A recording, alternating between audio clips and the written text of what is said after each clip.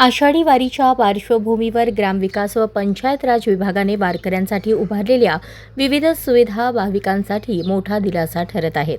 मुख्यमंत्री वारकरी निवारा केंद्राला वारकऱ्यांचा उत्स्फूर्त प्रतिसाद मिळत असून हे केंद्र सध्या पूर्ण क्षमतेने भरले आहे. राज्याचे ग्रामविकास मंत्री जयकुमार गोरे यांनी धर्मपुरी येथील संत ज्ञानेश्वर महाराज पालखी तळाला भेट देत वारकऱ्यांची आणि पालखी सोहळा प्रमुखांशी संवाद साधला. मंत्रिपदाचा कोणताही बळीजाव न करता त्यांनी वारकऱ्यांसमवेत जमिनीवर बसून प्रसाद ग्रहण केला आणि पालखी मार्गावरील सुविधांचा आढावा घेतला. ग्रामविकास विभागाच्या वतीने पालखी मार्गावर शौचालये, स्नानगृहे, पिण्याचे पाणी, मोबाईल चार्जिंग, मसाज सुविधा, हिरकणी कक्ष, मुख्यमंत्री वारकरी निवारा केंद्र, मुख्यमंत्री आरोग्य रथ तसेच वारीदूत, आरोग्यदूत आणि जलदूत यांची सेवा उपलब्ध करून देण्यात आली आहे.